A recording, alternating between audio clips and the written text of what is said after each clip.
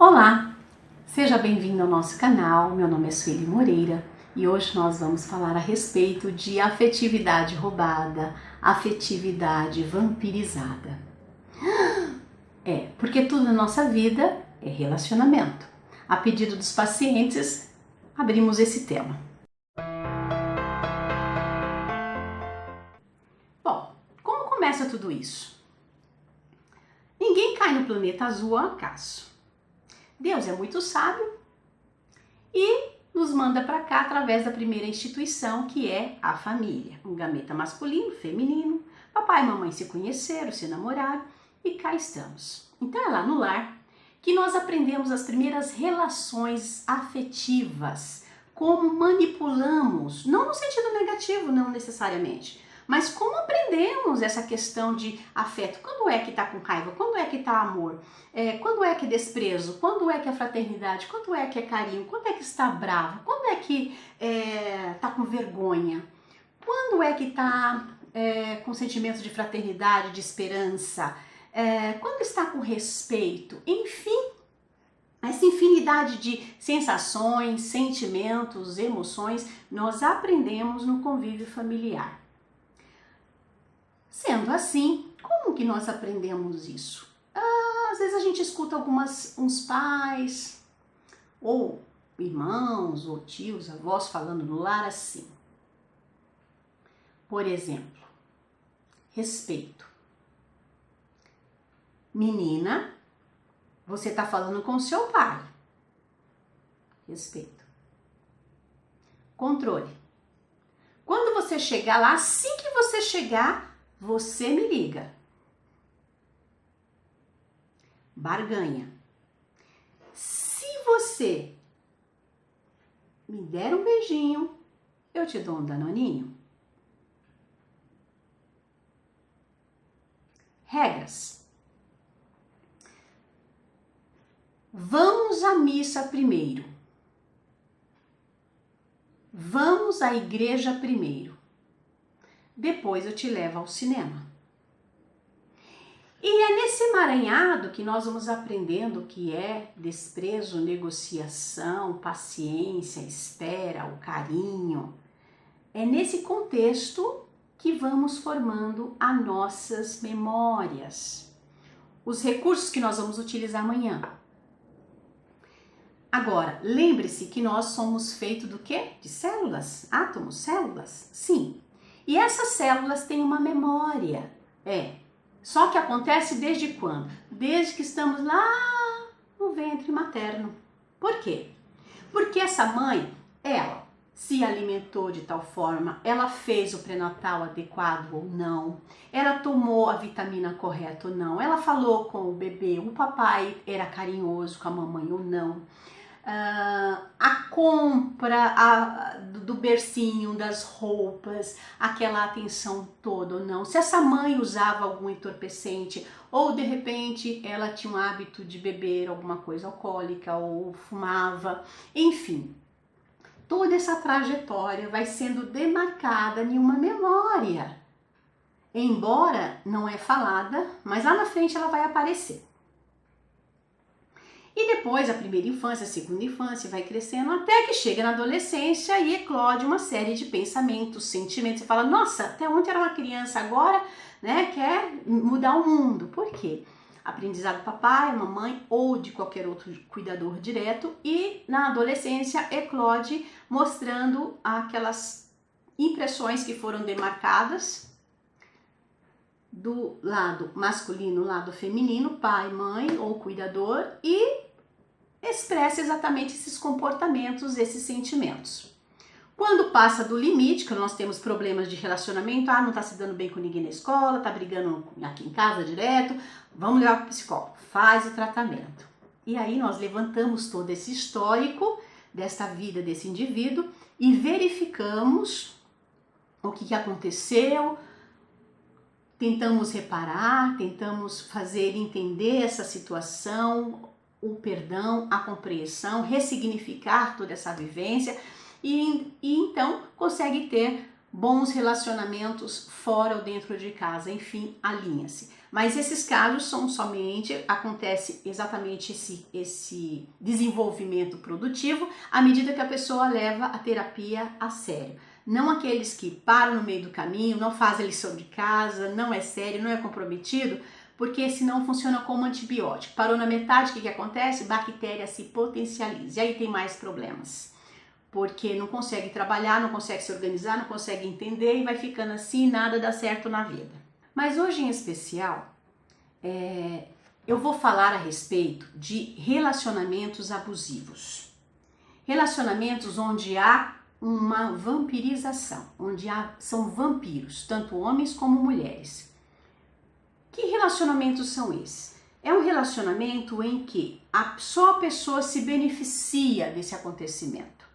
Então a pessoa solicita ao outro o tempo todo, quer se beneficiar o tempo todo. Então o outro só se doa, o outro só recebe, não dá nada, não troca nada. Então ele fica nessa situação o tempo todo. O que acontece com o outro que só doa? Vai ficando fraco, vai ficando empobrecido em suas emoções, nos seus sentimentos, fica com baixa estima, fica com problemas de depressão, fica com problemas às vezes físicos, com dores, problemas gastrointestinais, problemas, muitas dores nas costas, muita cefaleia. A pessoa começa a desencadear uma série de dificuldades por conta desse vampirismo. É uma retirada fluídica, porque o outro só tem.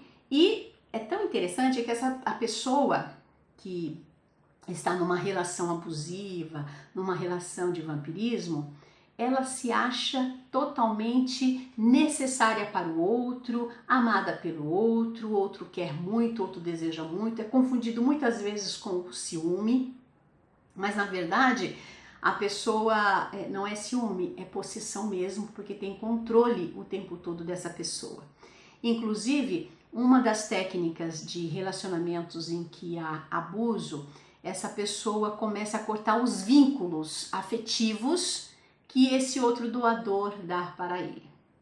Por quê?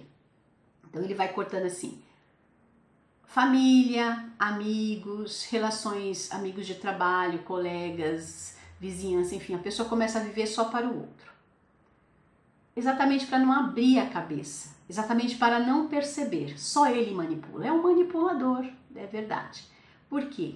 É aquele que aprendeu muitas vezes dentro de um lar que a mulher se dedica somente ao homem, ou o homem se dedica somente àquela mulher, não vai mais ao futebol, não conversa mais com os amigos, não tem vontade própria. Ou vice-versa, a mulher também não tem amigos, não vai ao cabeleireiro, não se arruma, né?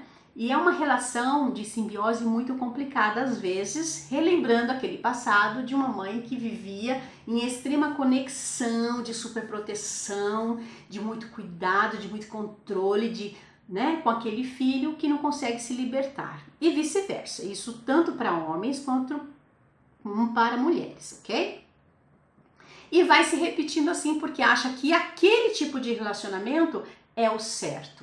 Tanto um quanto o outro cria-se vínculos fluídicos, se retroalimentam disso, só que um vai ficando defasado e o outro vai ficando mais forte. Percebe-se muitas vezes que a pessoa fica realmente adoecida, né?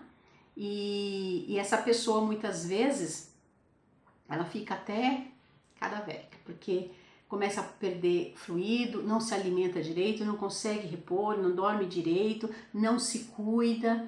Antes ia ao cabeleireiro, ia à academia, saía para fazer alguma atividade que gostava, papear com os amigos, ir à festa, depois passa a não ir porque vive em função dessa pessoa, que é um controle. Então a pessoa realmente vampiriza. Tem casos até que se a mulher trabalha ou vice-versa, tudo é para aquela pessoa, né? Ele alimenta aquela pessoa que não sobra nada para o outro para se cuidar, né? Cria situações exatamente para isso. Agora é muito curioso que a pessoa que é o doador dessa história, né, que está todo amável, todo apaixonado, acredita que o outro está derramando amores e realmente entra nesse jogo.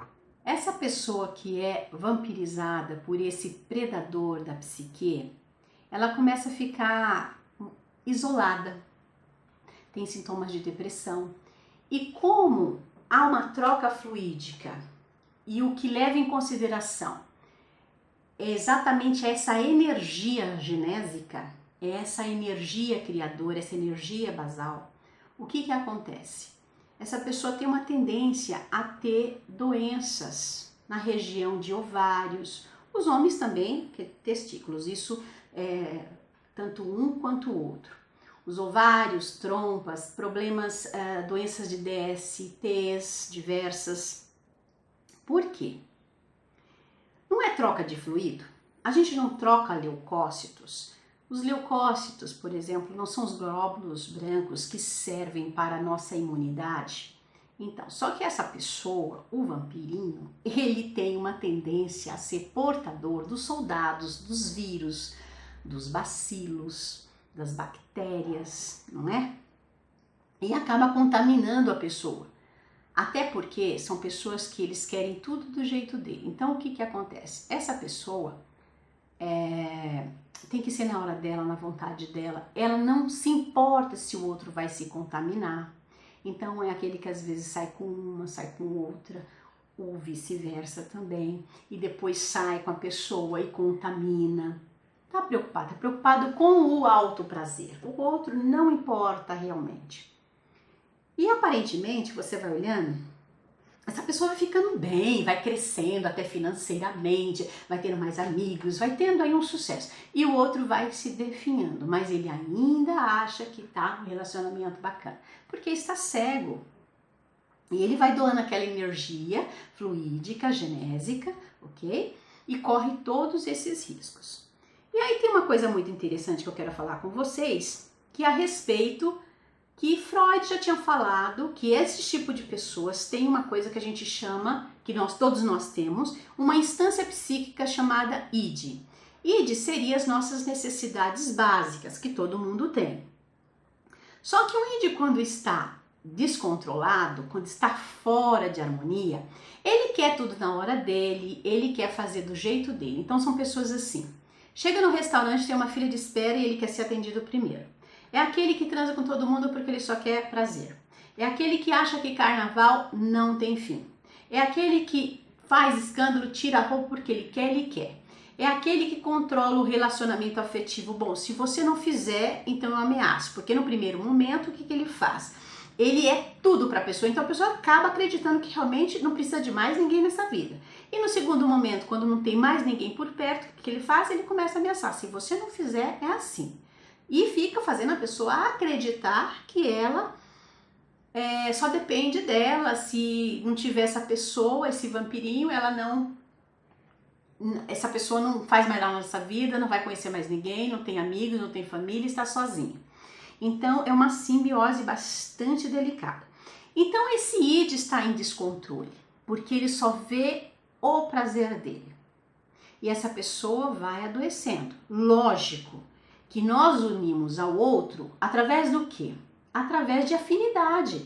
Então, se um quer explorar, tem um outro que quer ser explorado. Então, é uma relação simbiótica não saudável que precisa de tratamento, sem sombra de dúvidas.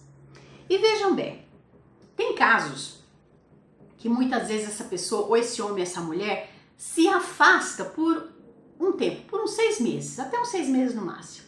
E aí depois volta, cheio de amor. Por quê? Porque quando ele se afasta, ele perde esse fluido. Então ele tem que voltar para reabastecer, ou ela tem que voltar até este homem para poder se reabastecer de energia, para vampirizar novamente. Vai lá no posto de gasolina, tem que ir, não é? E aí a pessoa fala assim, nossa, fulano me ama, a gente não consegue ficar separados, nossa, eu acho que eu tenho algum karma com essa pessoa, não é possível, a gente não se larga. Aí quando não dá tempo para a pessoa se organizar mentalmente e emocionalmente, porque aí começa o ciclo tudo novamente do vampirismo. Porque como nós somos ligados nessa relação de fluido, então esquenta, esfria, morna, gela, esquenta, pega fogo. Então fica nesse ciclo. Se você não consegue entender isso, e tem mais uma outra coisa, sem contar as companhias espirituais que as pessoas podem ter, essa ligação espiritual que as pessoas têm, porque nós nos ligamos aos outros, às coisas do universo por afinidade. Então, o que tem junto com essa pessoa vampirinha? Né? E a gente troca, dá um fluido bacana para o outro, e o outro está devolvendo o que para nós? Que fluido que nós estamos levando embora? Que pensamentos que nós estamos levando embora? De amor, de estima, de carinho, ou de adoecimento, que nós não valemos nada, entende? Essa troca fluídica precisa ser observada, porque senão, e se não cortar, se não modificar isso, se não tratar, a pessoa fica realmente doente e o tempo passa. Quando vê, a vida passou, infelizmente não construiu nada. Nesses relacionamentos que você se torna um verdadeiro escravo fluídico, digamos assim, a situação fica muito difícil também financeiramente, porque como essa energia genésica é energia de vitalidade, de criação, de trabalho, da vida, né, que gera vida, é onde um parquinho pega fogo, que a gente fica feliz, se diverte, enfim. Se você não tem isso, você acaba se definhando. E aí a sua força criativa vai para o espaço. Então, se você percebe que você está num relacionamento abusivo, se a pessoa vem assim com todos os encantos, geralmente com um barco lindo, maravilhoso, cheio de flores e frutas, uma coisa extremamente até possessiva, de comportamento com relação à sua pessoa, mas embaixo você olha, tem um furo. Caia fora enquanto você pode.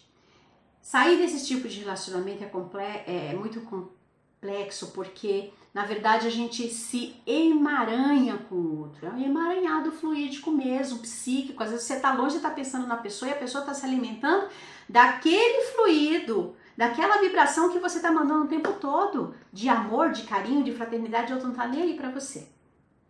Então, se você pode, cai fora enquanto há tempo. Sabe por quê?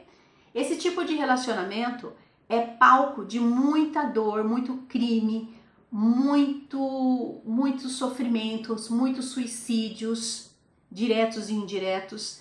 Então, são relacionamentos que não são saudáveis. Mas a vida é muito sábia e, com o tempo, a lei de causa e efeito alcança essas pessoas. Por quê?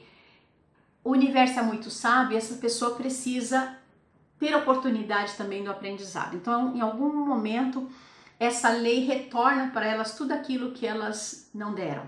Então, elas também não vão receber nada. E vão ficar fracas, vão precisar de ajuda, enfim.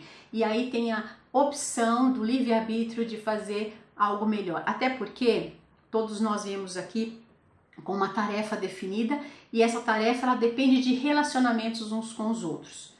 E é a partir daí que muitas vezes vem filhos dessas relações.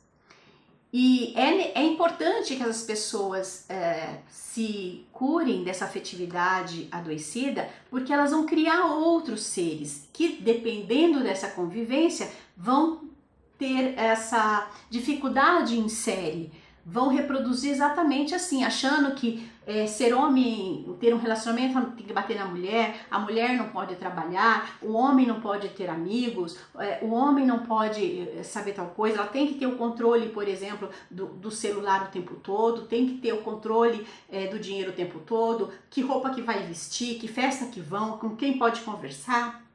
Então, é uma relação doentia. Então, mas o universo dá um jeito da pessoa ter a oportunidade de refazer. Agora, se você está na situação de que você é aquele que só doa, se precisa fazer uma terapia, se você não consegue fazer sozinho, você faça. Lógico que no início dói essa separação, exatamente por causa desse emaranhado, dessa ligação que tem entre as pessoas, que se criam, que precisam se curar, se restabelecer o equilíbrio. Mas uma coisa é certa, é preciso se tratar porque às vezes essa pessoa fala assim, nossa, eu não sei porquê, mas eu só atraio pessoas que fazem assim comigo. Realmente você que atrai, Porque você tem comportamento XPTO que atrai essas pessoas. Na verdade, você tem que reaprender a reorganizar, harmonizar essa sua condição, e aí sim você vai atrair pessoas melhores. Então tem que trocar realmente o chip. Bom, falamos um pouquinho sobre essa forma de relacionar-se. Espero que tenha deixado aí uma gotinha de pensamento para analisar, para entender esse processo que acontece com todos nós de alguma forma. E se você gostou, compartilhe com seus amigos, com a sua família. E se precisar de nós, temos uma equipe multidisciplinar que poderá te ajudar com muito carinho, muito amor e conhecimento. Muito obrigada pela sua atenção mais uma vez e até a próxima!